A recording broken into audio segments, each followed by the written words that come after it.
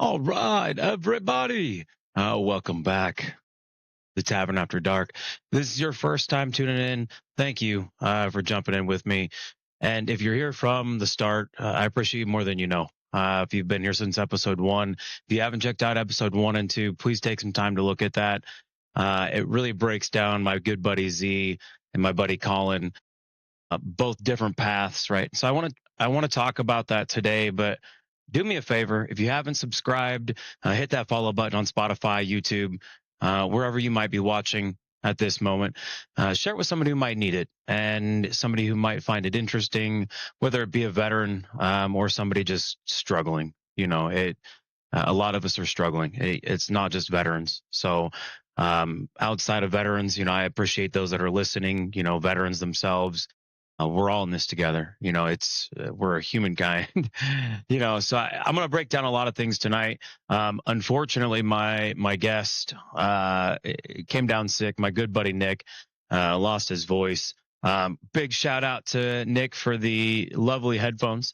uh he couldn't be here with us, but he did get me a nice pair of headphones for Christmas. My headphones did break, so thank you again, Nick. I appreciate it. He got me the Pro X2 light speeds from Logitech. So far enjoying them, so hopefully the audio is sounding good at this point. But tonight's episode again is different. We're going to dive into me a little bit. I know the first two episodes we haven't really talked a whole lot about me and my journey and how I really have a part in all of this and why I decided to do what I did, and why I continue to pursue the podcast, right? This is something I want to drop every Tuesday. We'll kind of talk about, it is Tuesday right now. I usually try and record on Sundays. So we'll talk about that here in just a moment.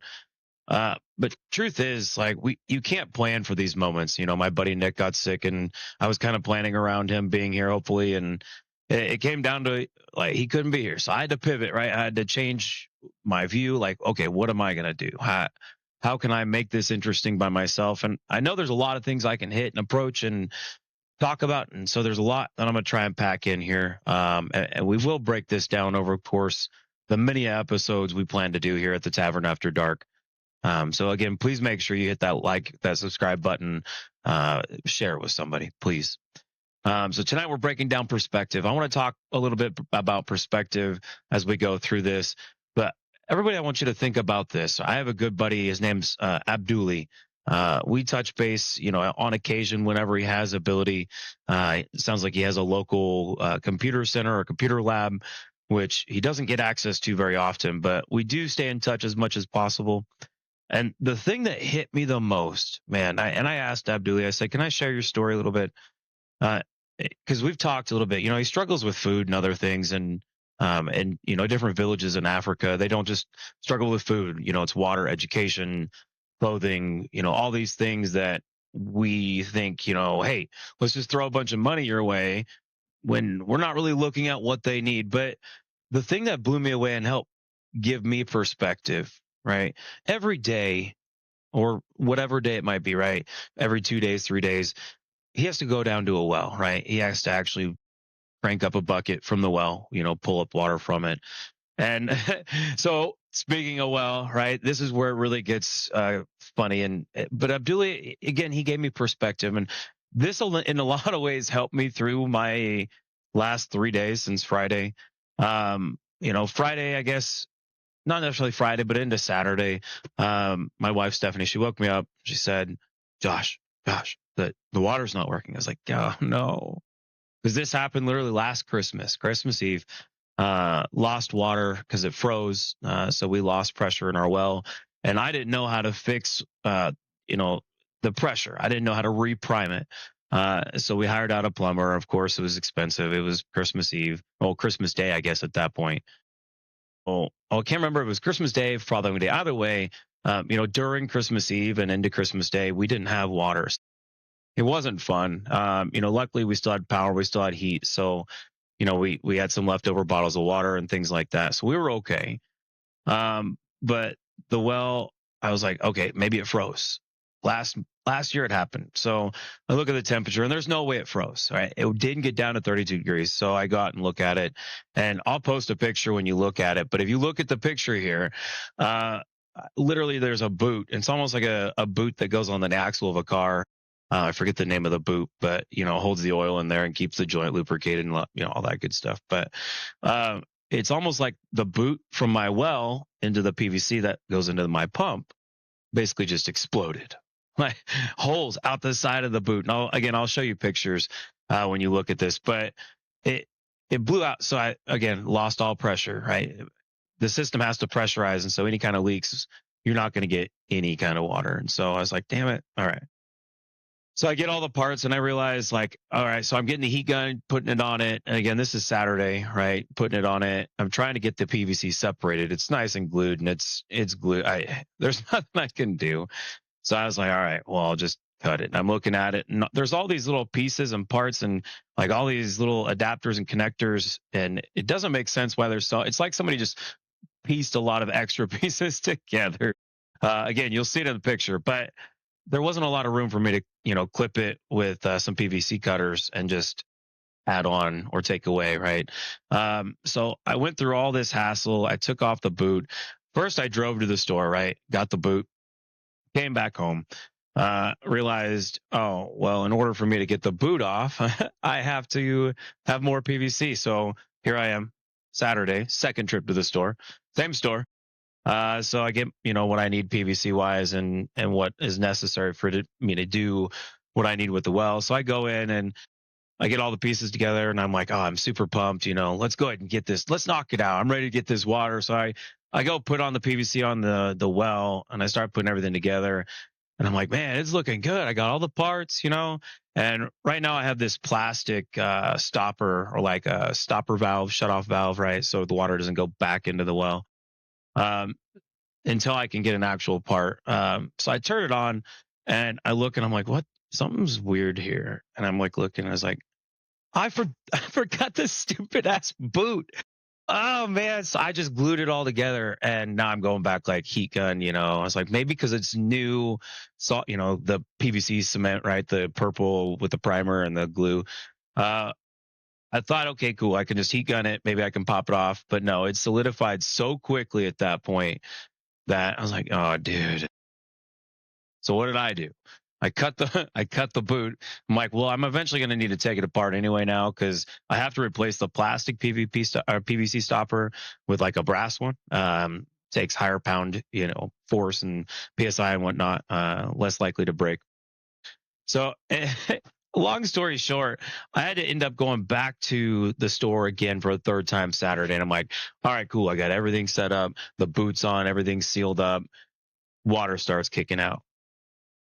And then the next thing I'm like, oh, I don't really have a whole lot of pressure. So third trip already to the store, right? I've got the water going. The pump, I had to replace the pump, right? Brand new pump. So that was my third trip to the store. I had to get a brand new whole ass pump system and put it in there. And so once I get the pump system in, I get it. I'm stoked. I'm like, yeah, water. Like, and I didn't have to call anybody to come do it, right? I was able to reprime it and I was pumped, but I would notice the water pressure was low. So I was like, all right, there's a filter. So let me take the filter off. And for any reason, my dumbass forgot to depressurize the system. So here I am trying to pop the filter container off while it's pressurized. And if you've never tried to pop anything off on a pressurized anything, it's so hard. So what did I do? Snap. There goes a piece of the PVC. I was like, 8:00 at night, Sunday night at this point.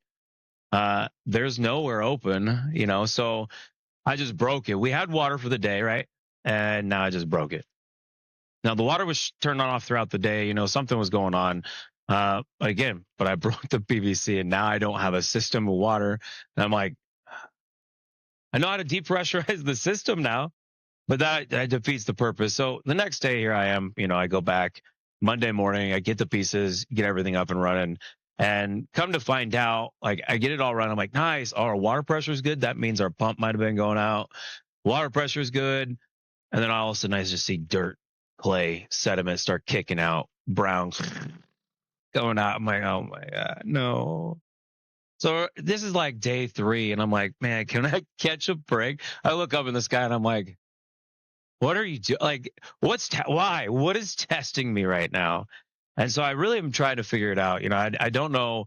Like, it's not like much is going on in my life. The pump broke, and here I am 5, 6, 7 steps later and trying to really figure it out. And I'm like, all right, well, then I start researching it. And the PVC understanding, like I have a shallow well, so pulled up the well piece of the PVC, and it really just disturbed the bottom of the well.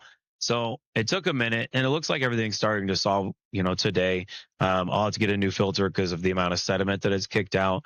But all day yesterday, I spent time cleaning out the filters to my washer, the filters to the bathrooms, like both bathroom faucets, the showers, right? And I was like, man, I spent so much time over the weekend. And so Sunday, trying to record the podcast is not happening. But I really want to move forward. But the funny part is, it really ties into the message of this entire night for this podcast. I didn't stop, right? And I've talked a little bit about the DEC mindset, the dedication, the effort, and the consistency. And while, yes, I could have called a plumber, it would have cost $1,000, $1,500, maybe $2,000 because I need a well specialist and someone to come out and fix it. But I understood the system a little bit, and especially after knowing how to reprime it, I was like, all right, now I know how to do everything. I just saw what was already there and replaced the parts. It wasn't hard, right? But it was like everything was old, so every little piece started breaking one bit after another. So moral of the story is on that, you ever go through and you replace anything in your plumbing, anything within that section of plumbing, especially anything that's got elbows, a lot of tight fitting things, cut it off at the straightest point you can, replace every part in that. Because my pump obviously was old enough to be going out. So that tells you how old the PVC in there. So it was old, brittle, right? Who knows? Cold, heat, moisture, not much UV, right? Because it's in a pump house. But I want to dive into this then and really, we talked about perspective, right? And a lot of perspective, I think, like I go through struggles. We all go through struggles. In my life, brief backstory, I was raised in what you could say a broken family, right? And I know, like with Z, he didn't quite have that. But talking to Colin last week, I asked him, I said, you had a broken family, right? He dealt with addiction and things like that. I said, so you had a broken family. I said, was it mom, dad? Were they both present? Was one there? Was one not there? And so, fun fact for me, right? For the first 10 years of my life, I had a stepdad, but it wasn't really a parent figure. It was all into my mom, right? We moved to a little town in Idaho when I was 5, and I remember distinctly all of it. So vividly, I have like an autobiographical memory or something. I guess I was looking into it, but I spent a lot of time, alone because I grew up in the country as well. I had one friend up the street, my buddy Chris. I hope to get him on the podcast eventually, but there's a lot of important things that I'm going to highlight in this podcast that kind of tie to my story and why I developed some of these principles or protocols or methodologies or frameworks, however you want to design or label, what we're going to look at here. But a lot of my backstory stems from building this. And I think that's why I'm really excited for this podcast and this part, because it's near and dear to me, right? I've lived it, and in many ways I've come back from it, and I lived through it again, and I've come back from it, right? It's like a roller coaster. That's why I tell my mental health, I talk to a psychiatrist monthly. And so after service and during service, after my injuries, it really has helped just understand my thoughts more than anything, right? You can kind of talk out loud and discuss your thoughts. And it doesn't even have to be a psychiatrist, right? Just a neutral party, somebody who doesn't really have a stake in your life, because that's hard. Because then there's bias, there's opinions that sway one way or the other. So that's why I encourage those of you, don't so much think of like speaking to a psychiatrist is so much, hey, they're trying to diagnose and fix me, right? To me, in a lot of the parts, because I have a lot of stuff going on in my head, a lot of ideas, a lot of thoughts, right? I have that, that discussion, that little voice that we talked about in the other podcasts, where you just really have to tell it to shut the F up sometimes. So there's a lot of things that go on in my head, but growing up, with you know really just me and my mom. I had grandparents and things, and I visited family. And it wasn't until I was about 10, 11 that I really saw my dad for the first time, uh, as I could remember. Right, he's seen me, uh, and that's a story for much later. But it came down to the point where I did see him, and we started, to communicate a little bit more. We were able to, rather than write letters or talk on the phone, we were able to actually see each other during the summer. And but we lived all the way across the United States. And so, a majority of my life, and outside of visiting and spending time with them for maybe a month out of the summer, but I spent time with my mom's dad, over in Oregon. Spent time with my dad's mom and dad, my grandparents in Tennessee. So for me, excuse me, for me, it really helped, I guess, see a lot of different parts of the country. So I wasn't subjected to just staying in one place my whole life. I have a lot of family in a lot of places. And so I've spent time in Indiana, up in Michigan, over by the lakes there, Ohio, right? I've got family there from my dad's side, Tennessee, even as far as like California, Arizona, so I've got family right. Right. So with my mom, she's also got family, but most of it's here, in the kind of northwest sector over Idaho, Oregon, Nevada, Utah. I don't know if we have family in Utah actually, but we have some family in her brother used to live in Arizona, has moved up. So, uh, but a lot of my life was developed, and I was a good, I was smart. I was I had a 3.49 GPA through all of high school, but I definitely could have graduated with a 4. But I had the mindset, maybe a lot of it is the ADHD that I apparently have understood that I have, which some of you can even see it now, right? Like I said, my brain goes so many different directions. But going through high school, I didn't really have to try, and I'm not saying that to be like egotistical. And it wasn't so much like I didn't have to try and everything was just easy, right? I didn't have to try and everything was at least good, right? It wasn't excellent. So growing up, I wish I had that better mindset like I have now. And I wish I could go back. And that's probably the one thing I would tell myself going through high school is like, hey, dude, like, sure, you're capable. You can do this, but dude, you could do so much more.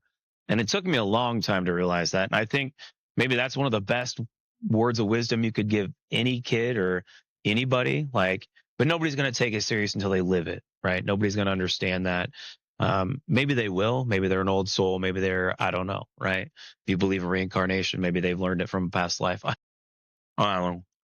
But the thing about growing up, with a single mom is you learn to grow up a little harder than usual, I guess. My mom fought a lot to get, what I needed and to try and provide me with a lot of the things that I wanted and some of the things I couldn't get, right?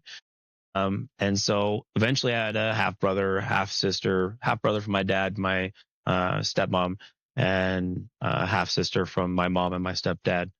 And so, excuse me, sorry.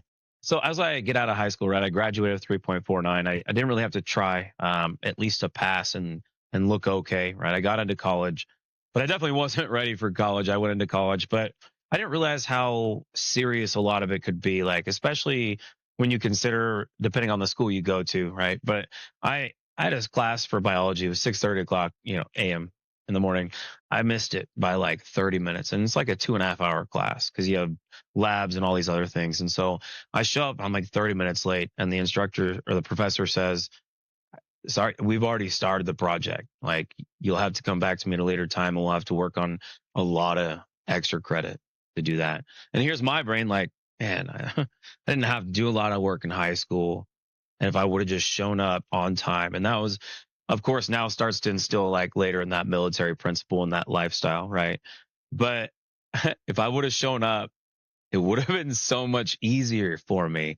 And I think that goes without saying, like those that skip high school or bail on their job or back out of things that are easy. Like, and I say easy, like it's easy now because if you don't show up on time, it becomes a lot harder. And then in perspective, again, there's that perspective, right? What's harder used to be a heck of a lot easier, right? But you used to view it as harder. So it's a weird way to look at that, but that's a real good way to look at life, So I want to break down really the first thing to talk about, which is our dedication, effort, and consistency.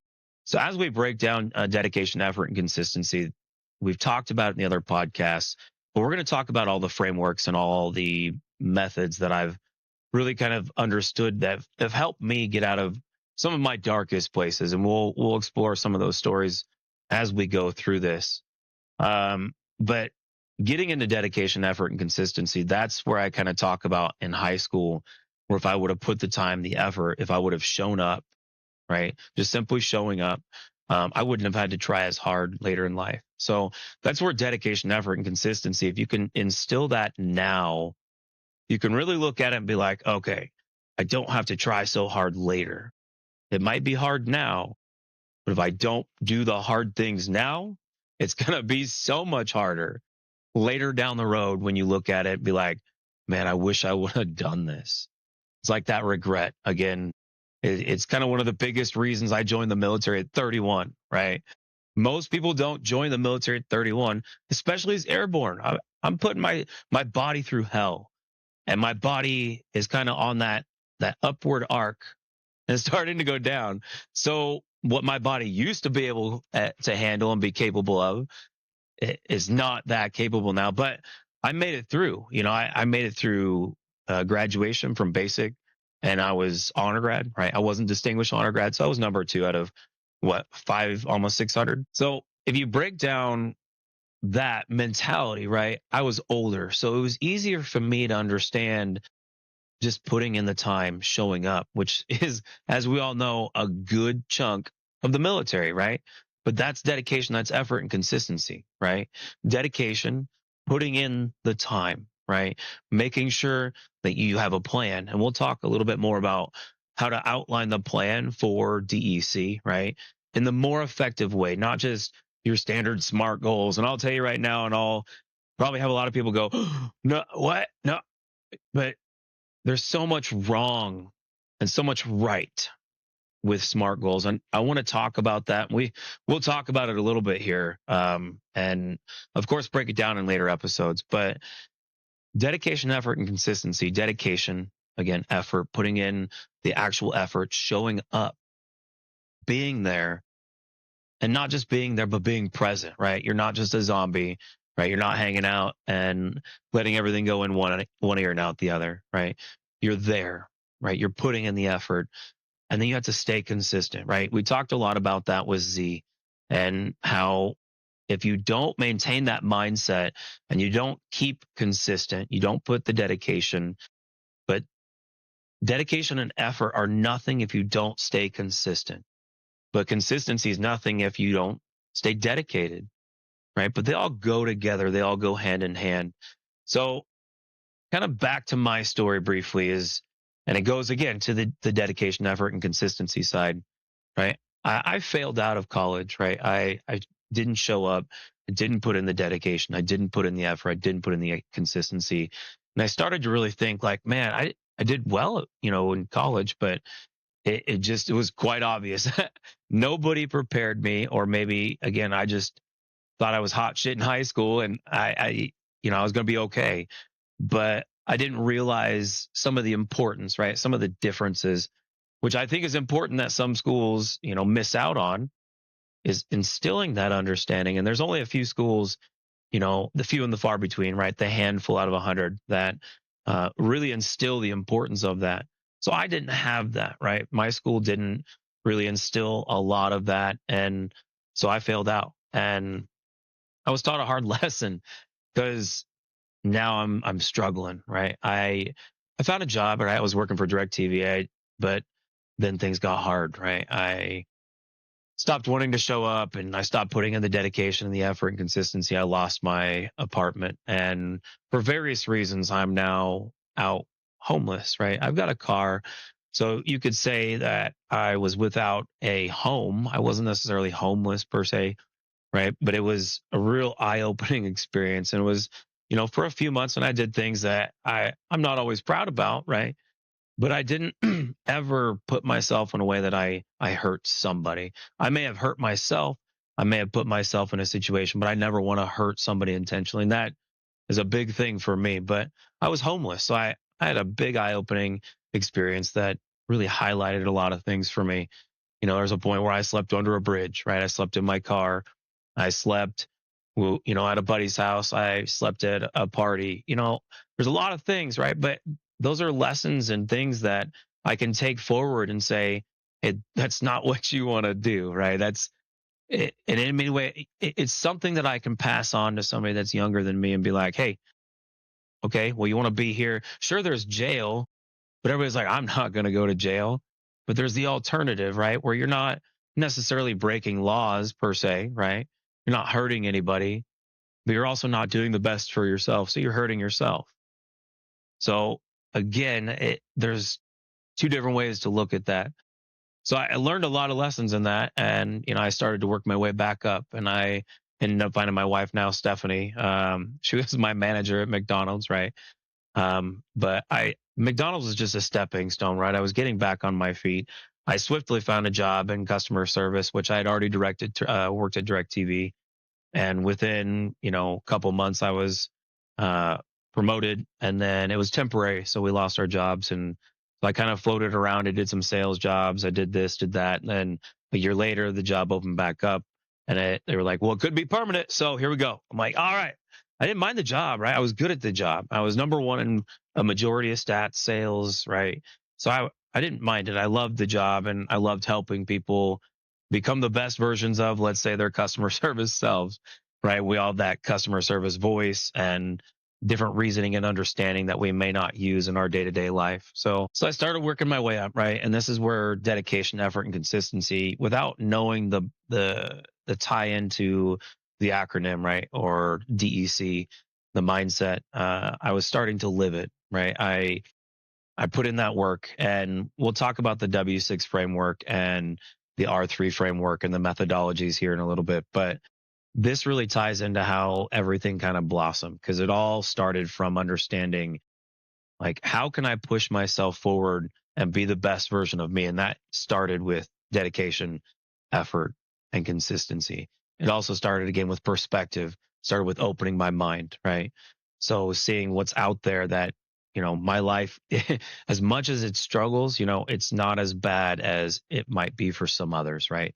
Who are struggling to really get food, water, clothes, right? Education. And without education, it's hard, right? There's things in life that can be so much easier just by teaching somebody a few small things, an hour a day, even.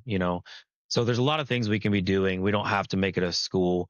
You can make it a mini school, right? But something small that will help these individuals become better versions of themselves, and hopefully help those around them. Again, that's how communities become better places, right? But dedication, effort, and consistency blossom from my life and customer service. And I moved into a supervisor role on the phone. And I thought two different ways, like, okay, there's a supervisor role open, but I also saw a trainer. And I was never in my life, like, I hated public speaking communication classes in my first year. Like, I did all right. I got a C, I could do okay. But there was always something in my head that just, for any reason, it told you, hey, you can't do this, or hey, you just get too much into it, right? So you start thinking negative. So, but really, as I started to go through supervisor or instructor, trainer, I was like, well, I much prefer helping people over just managing people, right? Helping people and helping them grow is more on the leadership side, which is what, I got my master's in business. So my focus is on leadership, right? My focus is on that upper executive echelon, or, the VPs, the CEOs, right? My whole point is to go that direction with this. So I was like, well, I would much rather do this. So I jumped into it right away. My good friend Brad, now he was the hiring manager, right? I had never really talked to Brad. I was a surprise hire for him, because I was timid, but I was intelligent. I knew what I was talking about. I had some of the best stats you could see out of everybody in the entire center. And it was like, everything was on point. I just had to work and round off some of those edges with delivery. And so we were a contractor for Apple. So I had some of the best training you could have for instructors, right? For trainers. Apple spends billions of dollars on their education and their training department, right? Their people and culture department. But they spend so much money because they understand there's a reason why they've, maintained or have had, let's say, X amount of years, number one in customer support, because their training is there. Yes, they have good hires, but if you can train somebody, if you have a good program, right, it's all there. So I had really good training. So I enjoyed what I was doing, right? We got to go to the Apple campuses and learn from some of the best, right? People who are senior trainers. And I was like, man, I want to be a senior trainer, right? And at the moment, there wasn't any senior trainers. There was a couple that were working there, right? But they were still a few months out. And so there was no senior trainers. I was the new guy. And, but me and my buddy Logan, we were the two that got hired on. And so we wanted to knock it out, right? We both hit the ground running, dedication, effort, consistency, right? We maintained that, but we enjoyed it. We had a purpose. And that's what I think is what helps you maintain that dedication, that effort, and consistency. So if you find yourself struggling to maintain focus and staying with something, maybe it's just not that important to you, right? Maybe it's not something that you really need, but if there's other sides to it, right? Well, again, like I said, we'll talk about the W6 framework, the R3 framework, and how it, kind of falls into the SMART goals too, because it all ties together and really gives you the big picture, and it's one complete framework, right? Once kind of talk about everything. But dedication, effort, and consistency, right? Logan and I hit that on the nail, right? But we enjoyed it. We had purpose. And so that gives you that perspective, right? Ask yourself why I don't have the drive to achieve this. Okay, you're applying for all these jobs. Why do you not have a passion to get the job? Maybe it's because you're pursuing something that you've always pursued, but you need a change. Maybe you have to take a small hit to do that. But if you're struggling to stay dedicated, you're going to find a new job and quickly burn out again because you're not passionate, but it's something you're used to, right? Open the door and find what you're passionate about, even if you need to take a couple steps back, right? Because right now, what you're trying to do is jump into something you've already continued to do, but you can't put in the dedication. You're struggling with the effort and you can't be consistent with the effort. Maybe you can put in a couple days, then it's, a couple days here where it struggles, but it's because you don't have a purpose, something that wakes you up in the morning, right? Or something that says, hey, this is why you do what you do. Not so much that it wakes you up in the morning, right? But this is why, hey, this is why I do the podcast, right? This is why I started it. Because for me, it's something I'm passionate about. It's something I enjoy. And I want to share my story because I know if it helped me, there are some people out there, even if it's just a handful, that are like me. But this is also why I want to pull in guests on the podcast, right? To share their story, to give perspective. Again, that's kind of the big kind of point of this episode, right? And so perspective for me is a huge thing because it helps you understand where somebody's coming from, why they feel the way they feel, why they might be struggling, why they might be doing better than somebody, right? Maybe they were more well off. Maybe they had a better school they went to. So there's money, right? That's where that money side, that money puts people up in a position to continue getting everything they need, right? Where you have people who can't afford certain things and they don't get everything they need. So they get the minimum, but they still live a happy life too. So that's the part, right? Finding the balance. So Logan and I hit the ground running, right? We loved the job, and our goal was to become senior trainers. And so we eventually got there, right? Our next goal was like, well, we want to be like Brad, who hired us, our boss, excuse me. And so talking to Brad, it was like, okay, how can we be you? Well, not until Brad's gone, right? It was basically until he retired or basically moved up. And so we were like, well, all right. So again, maintained our senior trainer status, and we continued to just grow the department and show Apple, I guess, in a way that we could continue to maintain this. And eventually it became an at-home department.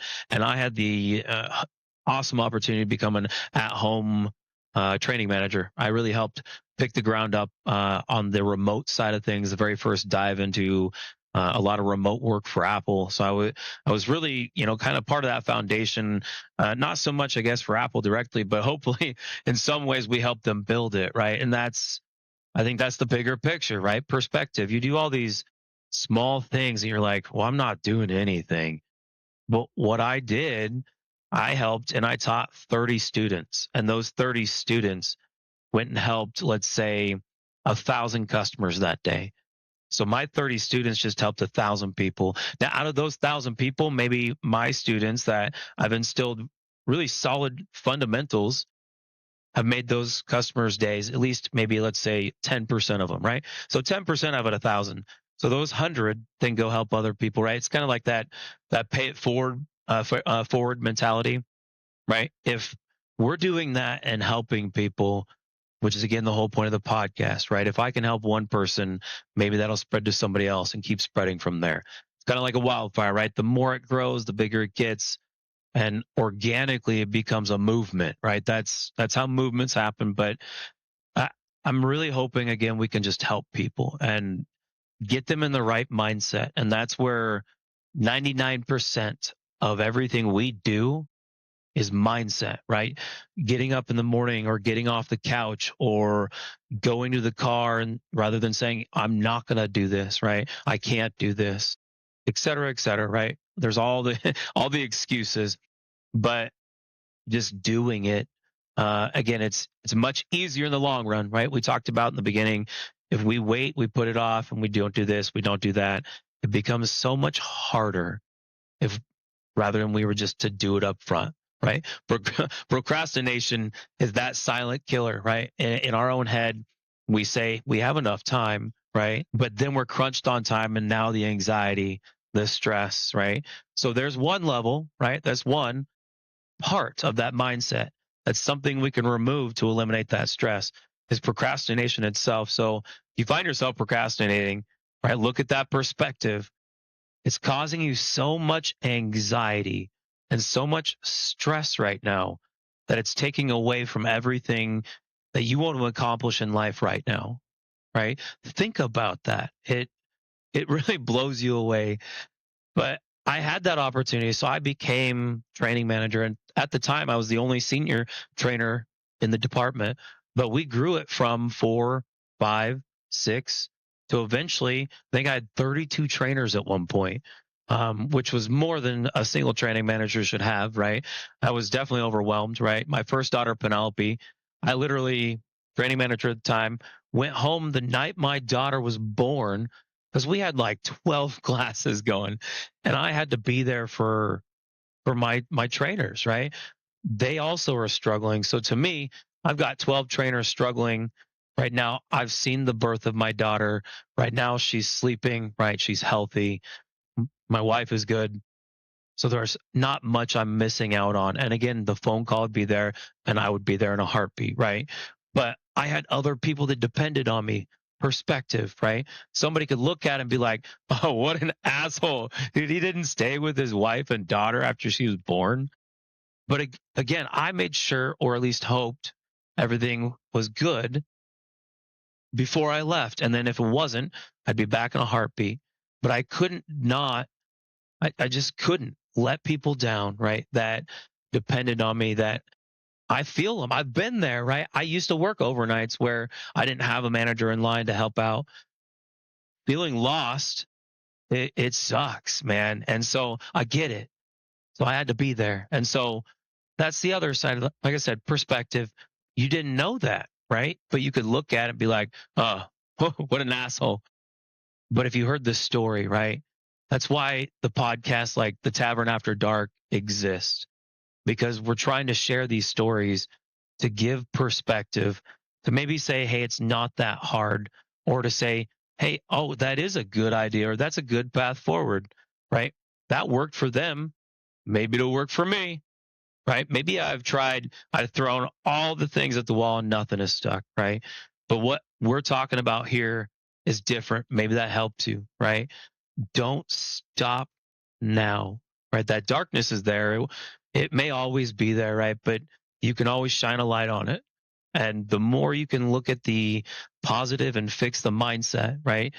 and we'll talk about the R3 method, which is something that I've also come up with and talked about, and I've worked with my psychologist, my psychiatrist about this, and openly have talked to them about it, just giving them my ideas, and they're like, that makes sense. I'm glad that works for you, right? Because there's so much science out there on how the brain works and how much different techniques there are out there. What does work for this person or that person may not work for them. What used to work for you may not work for you now, right? So we'll talk about the R3 method and how to reset that mindset and get back into a good place. But again, that's why I really want to highlight perspective, right? We talk about Abduli with water. I just have to go to a sink and fill up a glass of water. Now, again, back to my well, I had perspective, right? Man, this sucks. I don't have any water. But guess what? I can go to a store and go buy water. You know what Abduli can't do, right? I have the ability to do that. So it helped push me forward. So I really want you to help as a mindset trigger, right? For you, if things suck, I'm not taking away from the fact that it's hard, right? But having perspective will help you understand and make it maybe a little easier to handle or a little easier to deal with, right? But we'll talk about the R3 method, which really ties into perspective here in a little bit. But as we dive further into the mindset, right, with my trainers, and I eventually got to the point my role was technically absorbed, right? We had multiple at home departments, and so they essentially took one training manager and hovered it over multiple departments. So I resumed my role as a senior trainer, and eventually I was like, I've learned as much as I could learn. And so I started going to school at that point. I started pursuing my bachelor's in business with a focus on administration management, basically. So as I'm working through that degree, I moved over and I started a sales job, and I've done sales, and I did sales throughout my entire job as a trainer, right? As a customer service agent working for Apple, right? Upselling accessories, right? Other things like that. So our job necessarily wasn't sales, right? We had a sales department, but that was to help with sales issues like processing orders, right? But as a customer service person, some of you may know, right? The sales ultimately may fall on you. So I was one of the top sales there for many, many years. And my team, in the same regard as my stats, the teams that I taught and trained and as an instructor, a senior instructor, were often some of the highest scoring as well. And you could look at it chart by chart. I would look at it and I wouldn't go off and brag to somebody, but I personally, as a goal, it's kind of like the ridiculous things like when you throw away something like trash, right? It's like, oh, that trash can's over there, right? And you make it, you're like, you look around and see if anybody saw it and you miss it. Of course, every time you miss it, someone sees it, right? But that's my life, right? That's why when I golf, I don't take a practice swing. My first shot is always my best shot. So I never like to wait, but I love following my stats because it was a way for me to highlight. Even if I was the best, I still want to get better. You know what I'm saying? Like there's so many levels that I want to keep going and keep doing it and keep growing. Again, goes back to what I was talking about before when I was in high school. I wish I had that mindset. Like it's so hard and so sad, but there's so many people that are still getting started in life, right? 35, 40, 45, 50, right? Millionaires. Like you got 16, 70-year-olds that might still be going and getting their doctorate, right? Life is, while they say it's short, right? You still have time. So really, again, perspective, look at how much time you have, but don't waste it, right? Just because you're like, I got 40 years. Again, how many people have you known, right? Or how close have you come to it just happening in an instant, right? In the military or not. So as a veteran, we may see it more often, right? We see suicide super prevalent, right? Car accidents, field accidents, training accidents, airborne injuries, accidents, right? I saw plenty of them in airborne training, some in plenty of jumps, right? I was part of that. So to again give you backstory, I guess, to highlight before we move forward on me, right? So I did the sales job and COVID happened. And they basically were starting to release all the people who started working, right? COVID happened, sales, we all know, boom. People were trying to save money. And I wasn't in the retail business. I wasn't in consumer products, right? And so the businesses that weren't in that were downsizing. Maybe because they were pocketing money because they were scared, right? There's a lot of reasons, but I lost my job. Here I am 30. I just transitioned from a career. I spent 10 years like, all right, well, I kind of hit my plateau. And there's now a position where I'm not seeing eye to eye with the company I'm working with. I'm not seeing growth opportunities. So I'm looking to grow myself. And so I quickly moved into sales and I bumped myself up within 3, 4 months to account executive. So I was closing sales, right? I was maintaining those closed sales. I was building a network. And so it sucked. I was, making a lot of good sales. I wasn't the best. Sales was hard for me, especially cold calling. I struggled with cold calling. But I'd love like car sales, you know what I'm saying? So there's a level to selling things for me. But I lost my job. So here I'm like, okay, what do I do? It's COVID. Finding jobs right now, not the easiest thing. So what do I do? Well, I've really fought back and forth. I almost joined the Navy when I was younger, and I've fought back and forth over the years. And my uncle, Ted, I love him. He raised me in many regards, right? Like I said, my mom raised me as a single mother, even with step parents involved. She did all of the raising. To have uncles, my uncle Jason, my uncle Ted, my uncle Greg, right? There's a lot of kind of fatherly figures I had there and different levels too, right? They were all different. So I had a lot of good influences. I had some influences, of what is good to do, what's right to do, and even from those that weren't in my life, we don't have to say names, but I learned a lot about what not to do, So I want a lot of you to also, again, take that perspective, it, regardless of who it is, what it is in your life, right? You can't control their decisions. You can't choose what they do, why they do it, right? So really take comfort in yourself and just be proud of that, I guess, in a lot of ways. But I was like, what do I do, man? I was like, well, my uncle Ted said join the military. I was like, all right, cool. Well, I'm running out of time. I'm 30. I'm really running out of time, and I wanted to go be a pilot. I wanted to go fly helicopters. I wanted to go in as a warrant and really make it a lifelong thing. And so I was working on my degree at the time. I was still going to school. I still had, I think it was a year left. But I was ready to go. Right, COVID happened. I had a kid, and I really needed something, some kind of foundation. Some I got benefits were great, right?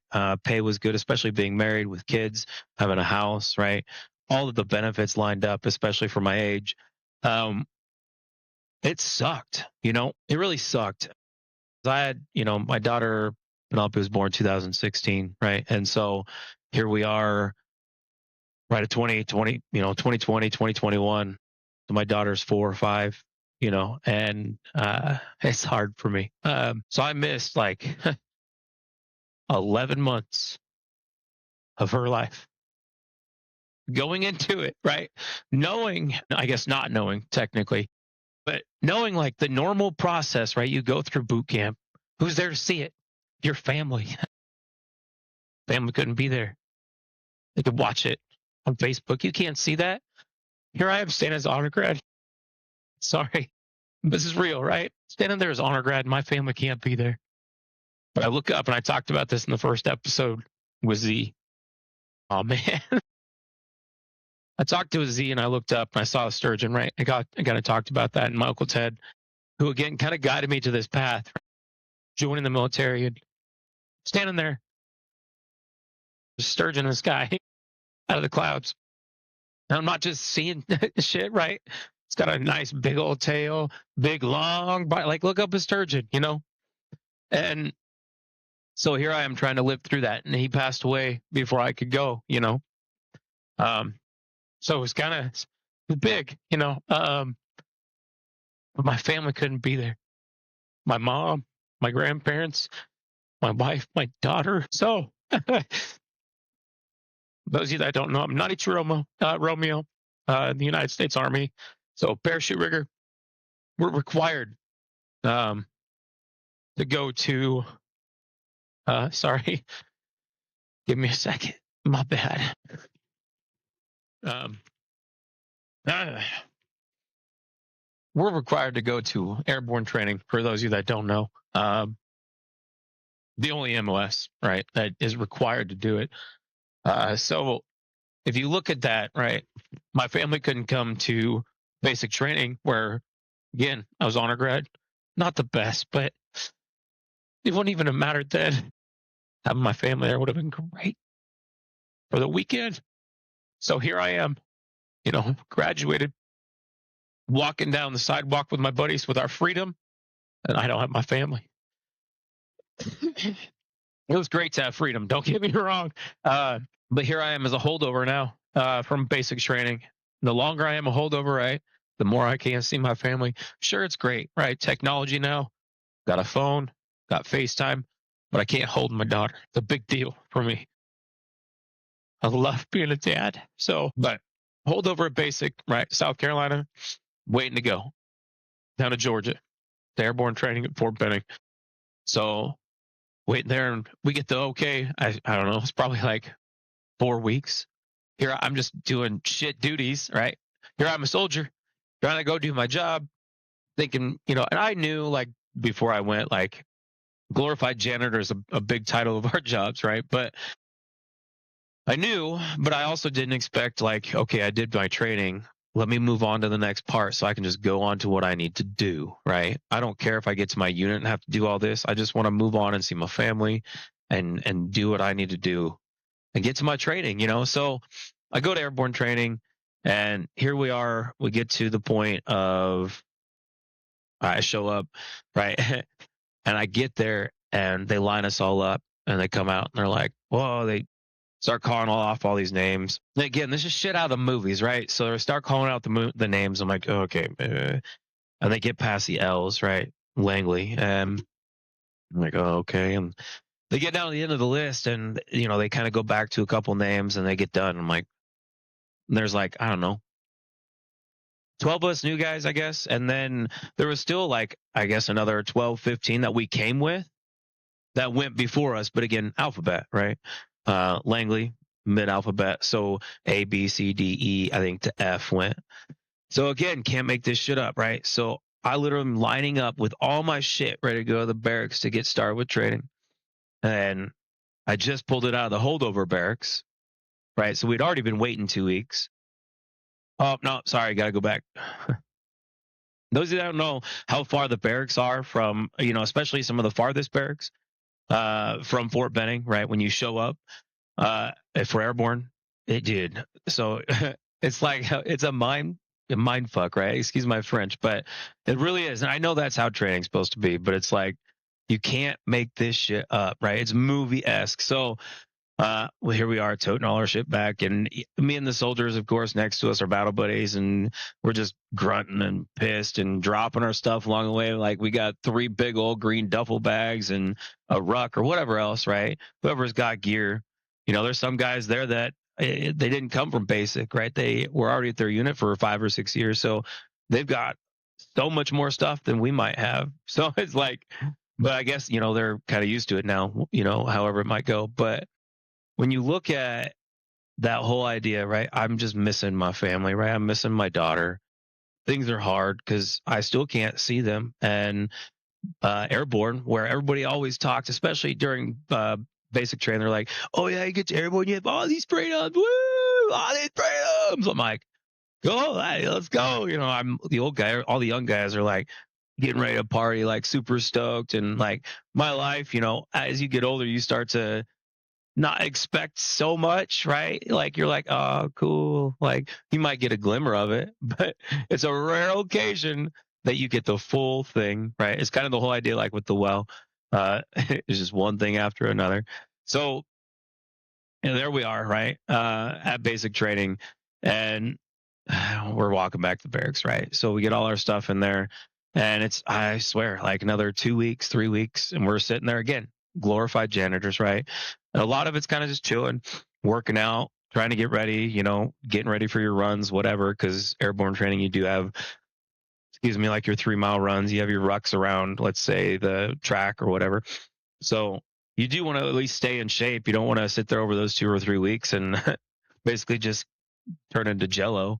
So, we're starting to, play basketball, whatever, just trying to stay fit. A lot of guys go out to the track, whatever it might be, but we're just chilling, just waiting. Here I am, I've got like, I think 15 guys from our basic, from different units and stuff like that, platoons, from basic, but we're all at the same place and we're all just kind of chilling, like waiting, like, man, this is just what it was like after basic. We did, counts, of course. So after, as some of you may know, once you're done with training, right, you have to do counts. And so those that are holdovers or hold unders, in this case, for me, I'm a hold under waiting. We're helping do counts for all the classes that are finishing. So it was great because it was like PT in itself. That's kind of the way I looked at it. So again, gave me motivation to keep doing it versus grunting and growing and be like, oh my God, we got to. And I literally, like, they had us take all the helmets and all the plates and all the ACHs, right? All the plates, the uh, rug, all the everything, all the gear. They had us lay it out. They're like, they're going to come by and count it. Never came by and counted it. But we can't leave it outside, right? Because there's nobody outside to keep watch. So what did we have to do? Take it all back inside. And then the next day, what did we do? Brought it all again. I think there's part of it that's planned, or some of it's obviously just terrible planning because it is what it is. But so as a hold under, we're waiting, waiting, waiting. So we get through training. I graduate, or get to airborne graduation, right? I do all my jumps. I'm stoked. I hit the ground. I'm like, oh man, there's a night jump, and it was my last jump, and I almost landed in the creek, but I landed on a hill, kind of give you an idea. So I came in this way. I was like, oh man, this is going to suck. Like coming in that way, like it would be fine if I came in this way, like I would tumble and roll. It would be hard. But this way, I'm just smacking into the hill. But it was like one of the softest landings. And I think it's because they're right next to the creek. So the grass was probably, I don't know, yay tall. Landing in the marsh is the best way. Like if you hate getting wet, I don't care. But you land in the marsh, dude. There's so many times you're not getting hurt compared to landing on, let's say, those hard dirt ass rock roads or the holes or the random ass cactuses that are out there. But again, the problem, right? I miss my family. Airborne training happens. I graduate, almost top of my class again, second. It was like you just come up short just by, but I'm proud, right? These young guns that have all this, whatever you could say, right? But they just came out of high school. They just came out of like playing sports, right? Actively. So I'm, this guy that's been doing a computer job, sales job. I play, I stay active on my side. I played intramural, like flag football and basketball and stuff like that, right? Uh, Golf and whatever else. So I do like to stay active, right? Not quite like somebody who's playing high school football, especially some of these guys who are like D1 athletes coming in. I'm like, okay, but I beat them out, right? And I'm either within the ballpark beating them, and maybe in some regard, blowing them away in some of the PT. But again, it's like that old man strength. And I also like to think of it like farm strength, right? You can be farm strong or you can be gym strong, as they say.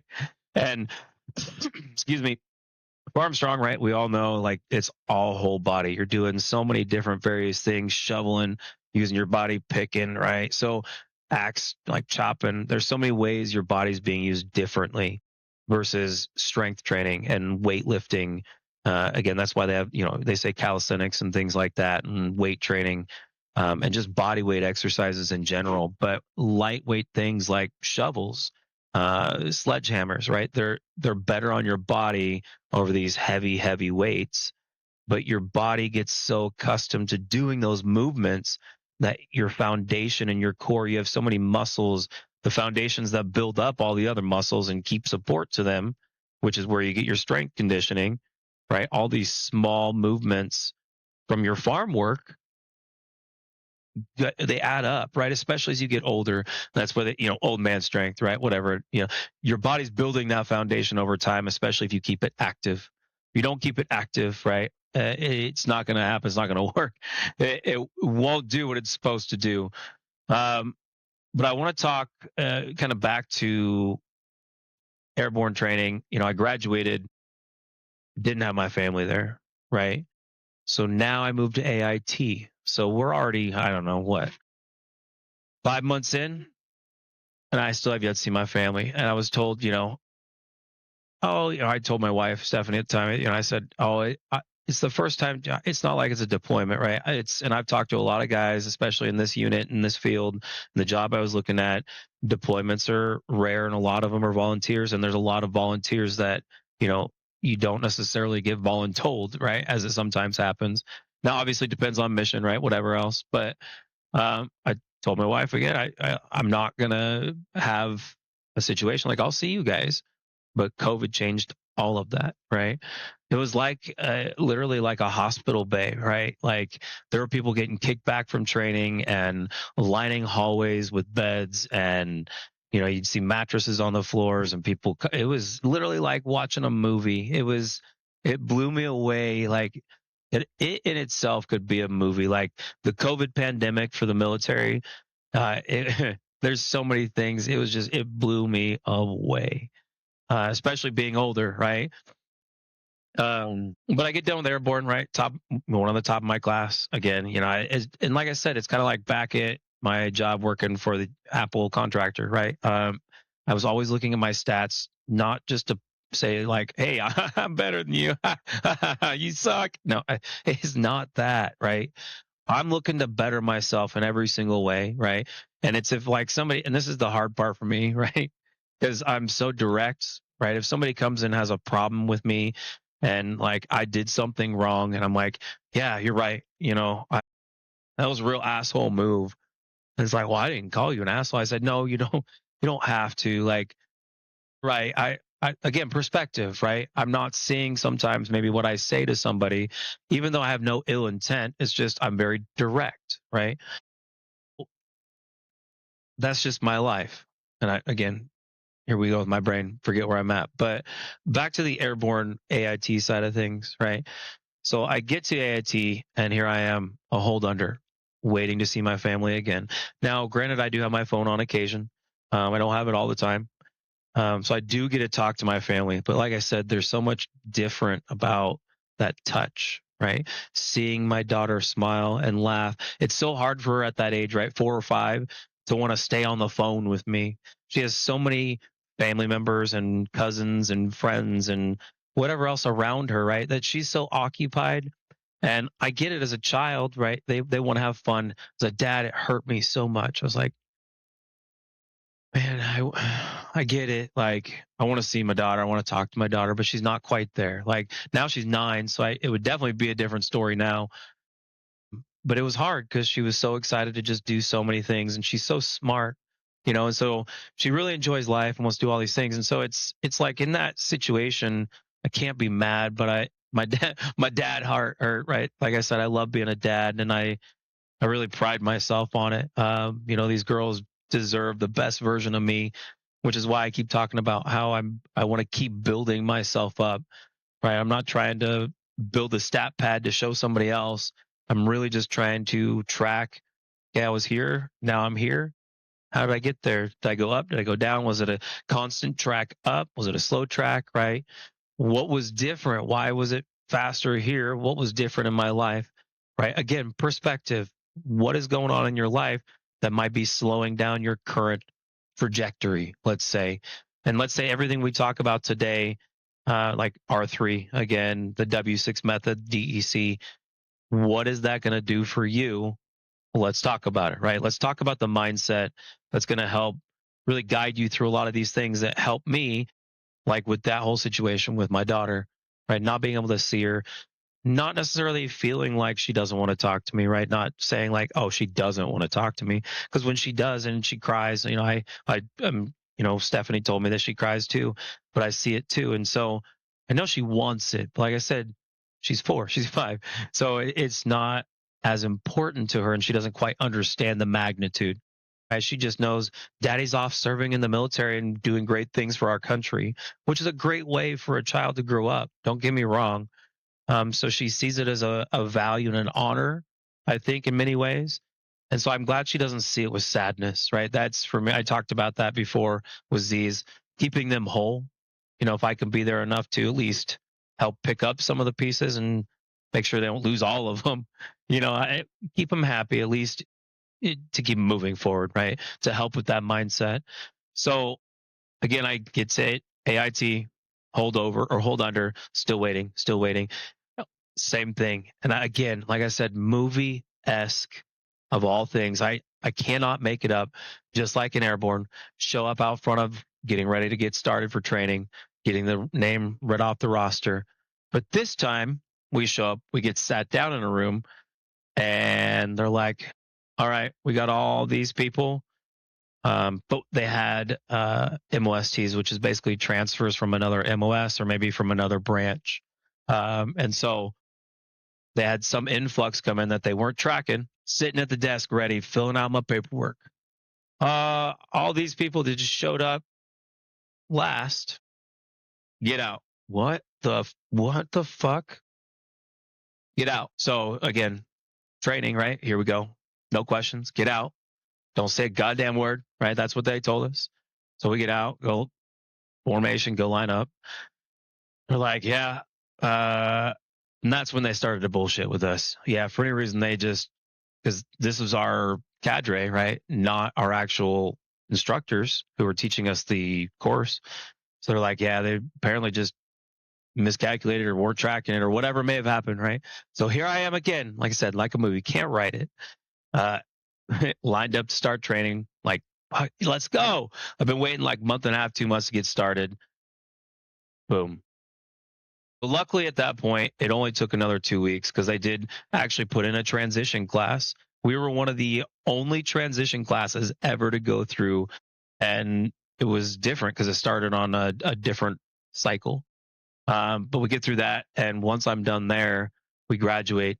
And then I'm a holdover again because I'm waiting on orders. So I'm just waiting to see my family because as soon, again, they still can't see me, right? I graduated AIT. COVID restrictions are still in. And I forgot to say, that's where I lost track earlier. Airborne, AIT, we were on lockdown. So we couldn't leave the barrack campus. At Airborne, we couldn't at all. Then COVID restrictions kind of relaxed. And while we were in AIT at the barracks, during the weekend, we could leave. During the weekday, we could not. But on the weekend, it had to be a pass sign out. So things were so much different than your recruiters tell you. And it's not even their fault because they're right. Everything was so much different. So while everybody may sit here and tell you, oh, you didn't have to go through this, like, no, I had Shark Week. Even though you may say like it was taken away, I still had Shark Week, but you didn't have COVID. And I don't say Shark Week, I mean COVID weeks. Weeks of Shark Week, weeks of it, of a holdover, hold under, influx, in fluctuation. And I've talked to my psychologist about this, and there's studies about it, right? She talked to me about it. But one of the biggest problems, right? And this is where anxiety and stress comes from, and depression, right? One of the big ties to it is like people who are, even if they know they're guilty, right? Or if they're on trial for something and they know they're going to get convicted for whatever reason, guilty or not, it doesn't matter, right? During trial, because they're so unsure of the outcome, the desire of what it is, right? They want something, but they also know their worst nightmare. And their worst nightmare is usually sometimes worse than what they actually get. Sometimes it's the flip, right? Sometimes you're like, your worst nightmare, you're like, holy shit, no, this is my worst nightmare, right? But once you have that answer, there's something that triggers and like completes the bridge in the brain, right? And psychologists, again, psychiatrists, they've done studies over many, many years. Doctors have done studies, but that trigger in the brain that gives you an answer, right? It's solidified. So you no longer have doubt. You're no longer unsure. You have the yes and the no, right? There might be some gray areas there, but you have the definitive overall answer of a yes or a no, right? So I finally get done, and I get shipped off, and I went to Fort Bragg, North Carolina, right? So I get there, and we show up for in processing, and here I am married, right? I've got a daughter. At the time, I didn't have my other daughter on the way until 23, 24. So I get to North Carolina, and I'm immediately looking for houses because I already know now. And like I said, AIT, I got my orders literally And because I didn't know where I was going, so I couldn't look for houses, I couldn't look for apartments to buy, to rent, nothing. 3 days, I got my orders. They said, "You're going here." It's like there was no general idea because there was people going all over. Did not matter. So there was no real definitive, yes, this is where you're going. There was an idea because a lot of us go there, right? So that's where it really comes into is waiting to find out where I'm going, and then now having 3 days to figure out, like, I don't want to live in the barracks. I'm right now technically what a geographical bachelor light is what they call it, because my family is still back in Idaho. So Idaho born and raised, right? But my family's still back in Idaho. So here I am at IIT in North Carolina where I'm stationed, and now I'm in the holdover barracks, and they can't put me in a normal barracks because I'm still waiting to get my house. So they just put me in the NCO barracks for like the training barracks. So here I am in a bay of like 10, 15 other dudes sharing again 15, 20, 25, 30 shower bay. So for the last 10, 11 months, this is my life. Still, I've yet to see my family. So it took, a couple weeks. And then finally, my wife shows up with our cat, who unfortunately passed away from some kind of flight sickness or something. It was sad, but, again, it was an experience, right? But so we finally get here. I see my family, but my wife didn't bring my daughter yet. So I didn't see my daughter until Christmas. So I didn't see my daughter for about a year. And that was probably one of the hardest things for me, but it gave me a lot of perspective and a lot of the mindset here. So I want to fast forward real quick so you can get to, I know I've been going on about a certain part, right, where everything kind of triggered, right? I joined the military with the idea I wanted to be a pilot, came in as a parachute rigger. I was working on my degree, so I could have gone and put in my OCS officer packet. But I was kind of looking directly towards flight school. And that was mainly because I could go straight in as a warrant, especially given that I was older. I felt like I could really fill in that role. And I was really running out of time because flight school, I think, cuts off at 34. I can't remember the age, but I was cutting the window close, right? So here I am, 31, going on, 30, halfway through 31, I guess, stationed in North Carolina, airborne certified to do my job. And I get my unit. Thankfully, it was not, it was a unit that was better than the one I thought I was going to get. I was really happy because I was now in the heavy drop, right? I was doing a unique side of the parachute rigging side where we did the larger chutes, the larger equipment rather than personnel. So it was awesome to see that side of it, knowing that like that was a small part of my training, expecting that I was going to do personnel pack for people. It now became equipment. So it was cool to know that I was making an impact on a broader spectrum, dropping people's equipment in. So that was cool. But you've got all my backstory now, and kind of we'll dive deeper in some of this in other podcasts because I want to jump into the last bit here. But we're here now, right? I'm on, I think it's my 13th jump. I forget. Damn it. But I think I was on my 13th jump, and I was coming down, and this was already where I'd kind of injured my lower back. I came basically straight down. There was no wind to push me left or right. So without, PLF, parachute landing fall, I could not, balls of the feet, knees, hip, muscle, all that good stuff, right? So, but I came straight down. So there was nothing I could do, but my body crumpled and I went straight to my ass. So my whole body, my back just jolted. So I stopped some of the impact of my feet, but then I don't know if it was compression, if it was just but I've had issues with it ever since. And so makes it issue sometimes when I bend over and I'll get stuck. And I'll have to like use something to help me up, or over time, throughout the day, like literally I have to roll my back out with 3 different things every night, or over the next 2 days, 3 days, it starts to get worse and worse and worse. But beyond all that, right? So injuries, that starts to change my mentality. I started to have issues with my feet, and this is where I really started to get tested personally, deep down, and where I really started to figure out the methods and like the W6 framework, the R3 framework, the DEC framework, and how it kind of ties into the SMART goals that a lot of you already know about. Excuse me. But when we talk about how it all ties into my story. It started with the injuries, right? My back got injured, and then the following jump actually injured my shoulder. And so my left shoulder, I ended up having surgery on it, torn labrum, rotator cuff. I had severe arthritis in my shoulder, and I'm assuming it just is tied to the age and obviously starting airborne training later in life. But my whole shoulder was basically lost. Like I couldn't, like right now I can lift my hand up, but elbow wise, it if I go up too high, I literally will lose it, for the next day. Like my arm can't go this high. So after that injury, I lost a huge part of myself because I no longer had use of my right arm. Right. So immediately after that injury, and that injury was a little different, right? I didn't just come straight down. On this jump, I came coming down, but I was going straight down, but I was oscillating in place, back and forth, going straight down. I basically, again, looked down and I was going to the same spot all the way down, but I was going back and forth because of the crosswind.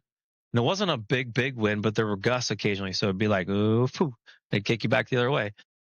So I was about 15 feet off the ground and I was getting ready to, parachute landing fall on my right side. And so when I was coming down on my right side again, parachute landing fall, so I had my arms up, getting ready to, tuck in and roll with it. And instead of going on the right side, I literally probably 5, 10 feet, 15 feet, skipped almost off the ground, my feet, came back down on my left side, just from here, getting ready to land this side, slammed back on the left, or right side, slammed back on the left side. And my shoulder was, it was gone. And so I tried to kind of rehab through it, working with Colin, ironically, that I had on episode 2. So definitely check out episode 2, right? But with that, I lost my identity. I lost a huge part because as much as my feet, I was having issues with my feet. I was going through rehab and things like that with that. But my shoulder, I do a lot of things with my daughter, especially hold her over my head and have her right on my shoulders. And I couldn't even push her up on my shoulders. And even if I wanted to hold her up here, her pressure on the shoulder, while it still hurts now, was immense. It was insufferable. I couldn't do it. It was hard because here I am losing so much of my identity, right? Not just with my daughter, but in everything. Like I said before, like I loved playing intramural sports like football, basketball. So all these things that we're doing as a unit, I can't participate in, and I want to so bad. In my head, I want to, especially as I'm starting to feel better. I know I shouldn't because I'm not quite 100%. And if I do it, I'm old enough now where I'm going to kick myself not 2 steps back, right? Not 3 steps forward. It could be 5, 10 steps. So I'm really aware of my body, right? But it was hard mentally now because I had to change a lot of how I found my happiness, I guess, or a lot of how I played with my daughter, or a lot of how I do things differently, right? It's hard for me to play normal golf now, but I can play frisbee golf to an extent, not for a very long period. But my right arm is still at least okay, even though I think I'm starting to run into the same problem with this arm, or that I had with the left arm, mainly arthritis and stuff. But excuse me, so I can disc golf. So there are things I'm finding that I can do, and after rehab and so much, like there are ways I can modify, but there are still so many things I can't do that I want to do. So my mindset was triggered, and I ended up going. That's when I started seeing psychologists, because from that jump, from that injury with my left shoulder, from really the trigger point of like, holy shit, what do I do? Like, how do I change what I've known myself to be for so long? And so it's hard to, because if you need to adapt to your mental changes, it's almost impossible not to let mental changes also start to happen. And I told Stephanie before I joined, I said, I'm not going to let my time in service change who I am. And I didn't want it to. I never thought it would. But I also obviously never anticipated, I thought an injury, okay, cool, I'll come back from it. I'll have surgery, whatever, it'll take care of itself and then I'll be good. I didn't think what it'd be like to realize like, oh, I had surgery on my left shoulder, only to find out that now they realize there's more with my collarbone that they have to do surgery on, right? So there's so many levels to it, right? Where it's just a total mind fuck. Again, excuse my language, right? But to give that point across, it really is, right? To change physically, to adapt to those differences, you really start to change mentally too. And so it's hard because I made promises to myself and then I'm now going against some of those promises, but it's like subconsciously I can't even stop it because my body, to give you I didn't want to. I was literally funny story. I was going down the steps when I had crutches. This is after I had surgery on one of my feet. I had surgery on both, just so you're tracking. So this was literally like within a year period. My left foot, left shoulder, right foot, all within about a year. But my first surgery on my left foot, I was going down the stairs. I was like, I don't need anybody to help me. I'm here walking on crutches. I got my pizza and plate. So I'm literally, imagine me, crutches, holding on, pinching it with my shoulder. I've got my left arm because my left leg, I'm holding my left leg just to make sure. And here I am, and I going down the steps. The next thing I know is like I miss a step. It's like, and the whole pizza plate falls out. But again, it's because I was stubborn, right? But that, like I said, that all comes back to this mindset and really adjusting and understanding your limitations, especially as we get older, especially as injuries happen, especially as sudden life events, whether it be diseases.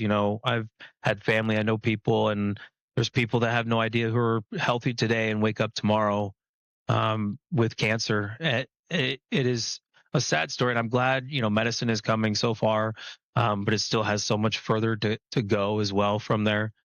But this is where I really want to kind of start focusing on the mindset that I've worked on that has helped myself as a veteran through some of my injuries, some of my identity changes, some of the things that have really changed who I am physically, which again, subconsciously has changed who I am physically and mentally and everything else, but I'm finding my way back. And that's where I think this is important. This is why I think I was ready to start this podcast. And so I want to talk. We've already talked about the DEC, the dedication, effort, and consistency. So we don't need to keep hitting on that. But I do want to come back to the W6 framework. We've talked about this before, kind of very briefly in the other podcasts, but this is a huge, huge part. And again, like I said, there's going to be a lot of educators and a lot of people out there who are major proponents of the SMART goal. And again, I am a proponent of it, but there is a lot that is missing. There's a lot that's wrong with that because we're giving people goals and saying, okay, hey, here's the goal. Go do it. Oh, all right, cool. Like, sure, you have time, like you have a plan in a way, but now you need to understand how these things happen, which is part of that W6 framework, right? The how process of who, what, where, when, why. All five of those questions on anything in life, right, need to be answered. So those literally five questions and the how, and you can also add how to anything else, right? Not just the W6 side of things, the who, what, where, when, why. The how, right? How is anything achievable? How is this going to happen? That's the biggest part of your planning, right?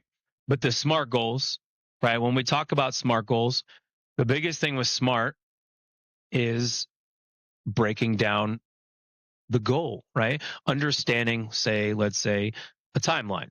So when you break down a timeline and identify, okay, is it simple, right? Is it specific? When we talk about the SMART, right? The S part of it, is it specific, right? M, measurable. Is it measurable? Is there some kind of frame that we can put in it? How can we identify success, right? How can we identify that this success is at least progressing, right? Because eventually you have all these mini goals, right? You have your SMART goal, and then within that, you have your mini goals, your stepping stones, your milestones. Excuse me, I'm losing my voice. Maybe I'm getting what Nick's got. But you have your little milestones, right? Your lily pads, I guess you could say, right? That you hop along to get to that final goal. And the final goal you want to get to, of course, is the end. Like, what is it that you ultimately want to achieve? And again, there's the what, right? The who, what, where, when, why, and how. So you can still use SMART, right? Because it still outlines the goal, right?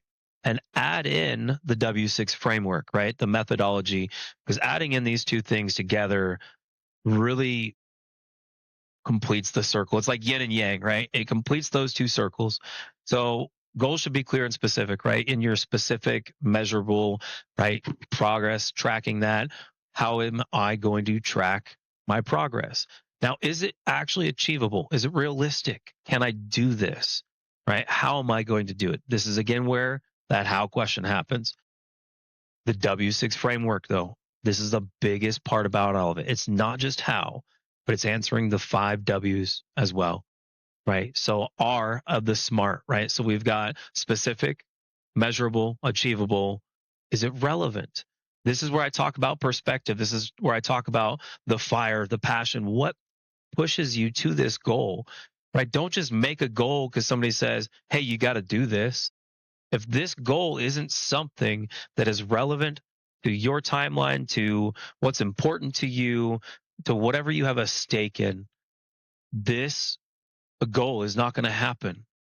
It's where I talked about the whole mindset of R3, right? Resetting that mindset, resetting kind of that gear, right? A restart of your car or restarting your phone, right? We know restarting something electronically works so much, but our brain is wired. Our brain is full and mostly electricity, right? Water, electricity, all the other science terms, right? But our brain is wired in many ways like an electronic device. It needs to have a time to reset and shut down, which is where sleep happens, right? But the last part of SMART, time bound. A lot of us and all of us likely know SMART. Time bound, what's our timeline? But add W6 into all of that framework, right? Let's talk about S just as an example. So specific, okay, who? Goal should be specific. What is the goal? Who is going to be involved in this goal? Who has a stake in this goal happening? Is this a group goal? Is this a solo goal? Is there anybody that's going to be a part of this goal? Is there anybody that's going to help you achieve that goal, right? Who is it? But again, W6 framework, right? How? Who is it? And how are they going to be a part of this specific goal? Measure, right? Let's talk about measure. Tracking progress, going over the, like, okay, how do we view success? So again, go back to our framework, right? W6. So we got our who, our what, let's say why. So why are we measuring our progress? Why are we saying this is successful? So if we have our goal, right? We have our mini goals. Why are we saying these mini goals tell us we're going to get to our end goal? Why is this progress, right?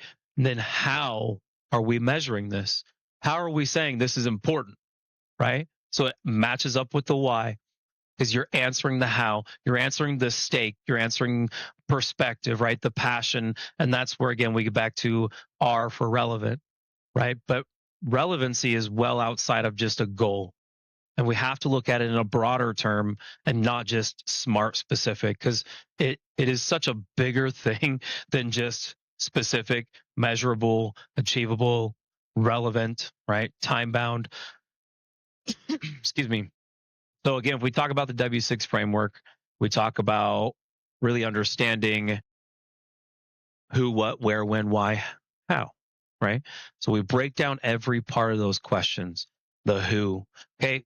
And again, for each one, right? W6 is applicable to specific. Then you got to rerun it on measurable. You got to rerun it on achievable, right? On each one. And you may say like, well, that's too much time. Well, yeah.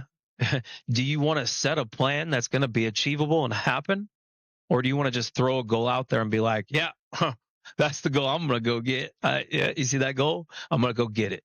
But how are you going to get it? You know, who is going to be involved? Why are you going to go get it, right? Why is this important to you? What's going to happen?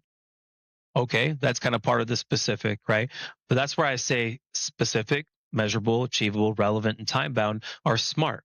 W6, while it may be similar to some of the goals within, let's say, the SMART framework, you're expanding further on that. W6 is just a way to expand, not just on SMART, right? It goes with anything. If you buy anything, and this is where you can take away like, okay, maybe I'm going to impulsively buy this. So how do I take that away? Okay, W6, let's answer those questions. And if you can't realistically by the end of answering who, what, where, when, why, and how, let's you want to buy something. Who's involved? Why is it going to just benefit you? Is it going to benefit multiple people? Right? Who's involved? That might make it more important to you. So again, answer that framework. And again, who is it? But how are they involved? Do they live with you? Are they just friends that are like, hey, let's go in on this together? Okay, whose house is going to stay at, right?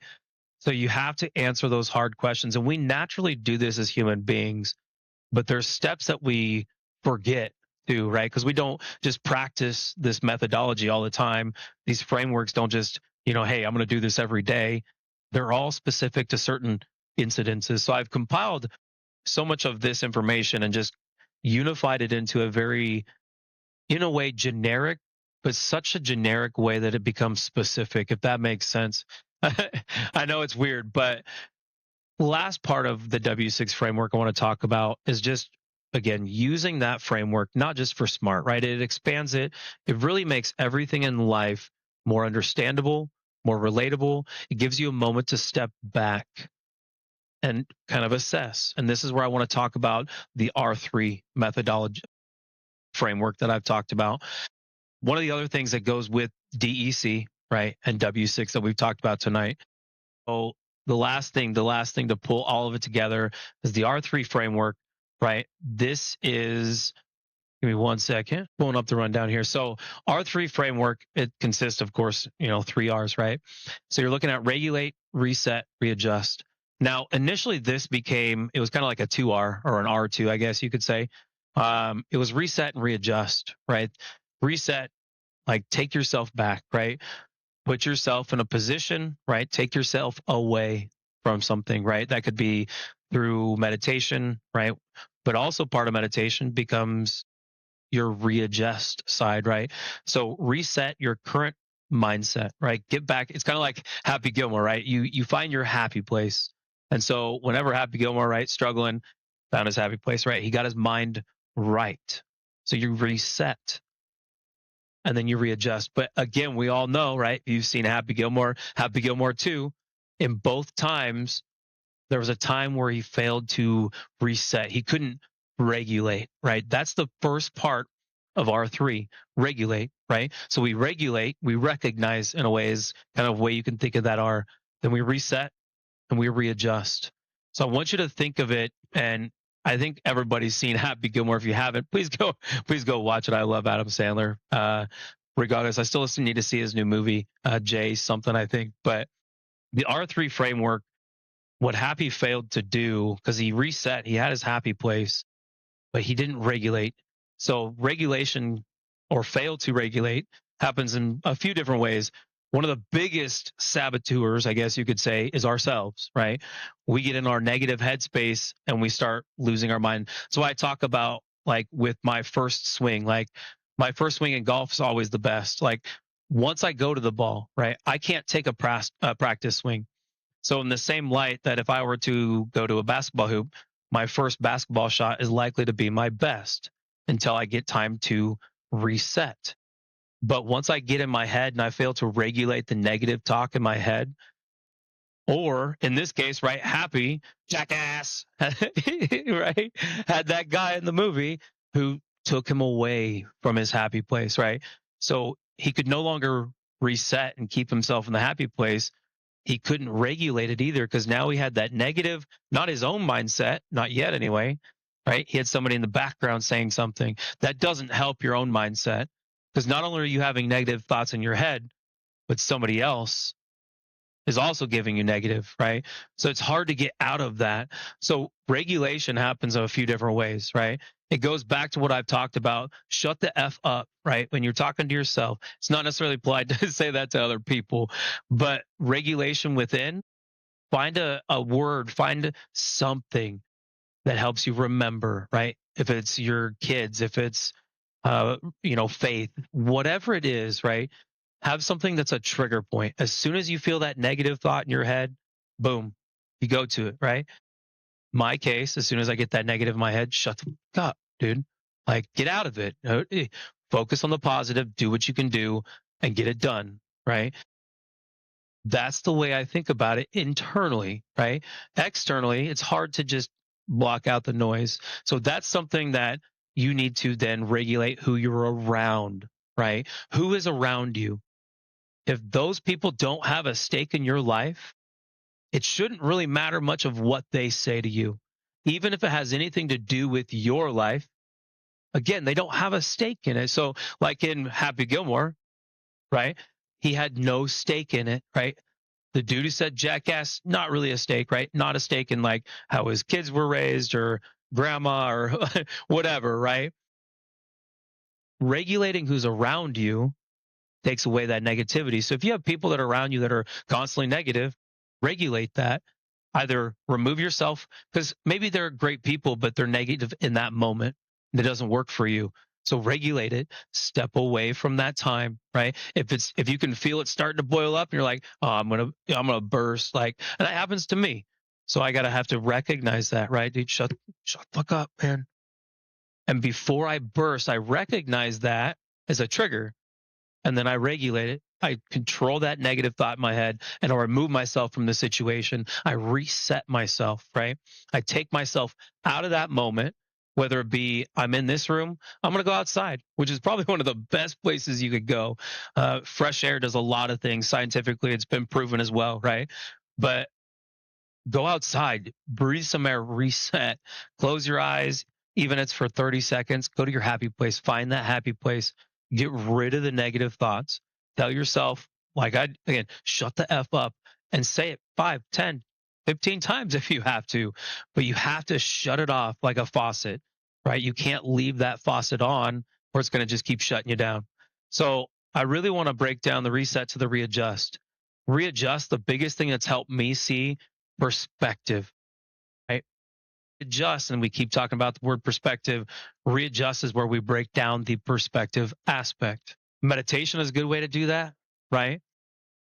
Really step back and look at it, right? Like, oh, my well broke. Oh, shit. I don't have any water. Now, granted, I have kids, but Abduli, right? My friend, he's got siblings, he's got family. They don't have water. They don't even have, running water. They've got to go to a well. So I've got running water that doesn't work.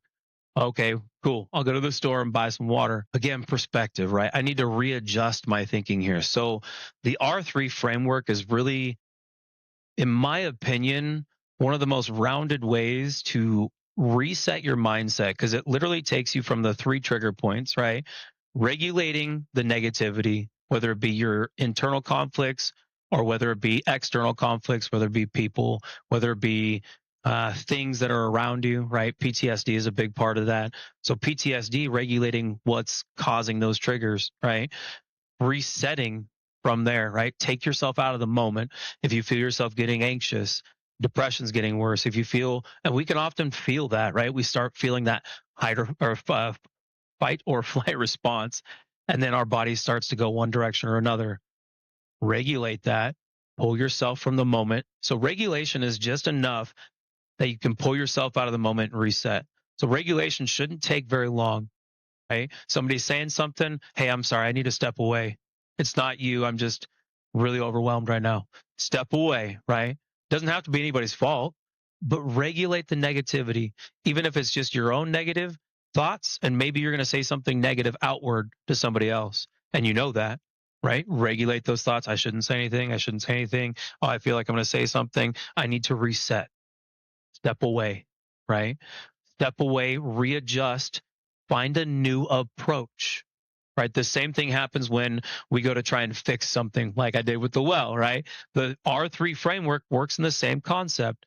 I need to regulate. Okay, separate, identify what's going on. I need to regulate why this issue is happening. I need to reset because guess what? I keep having problems. I fixed one issue, got a new pump. Cool. Well, okay, I fixed the piping. Then I got a new pump. Then I had to fix more piping because I broke the filter. And then I had to run all of my sinks, like literally clean filters in all of my rooms that have water to them. So I readjusted my approach though. I could be as mad as I want, but if I could step back and understand, like, I made some mistakes, I could have called a plumber. I don't necessarily have money to pay a plumber and I don't want to, but I know I'm capable, right? But the problem is my system was old. So sometimes you need a full overhaul. And that's another way to look at it, like with the readjust side. So I want to wrap this into R3, right? We've got DEC, W6. There's a few other things we'll talk about on another podcast later.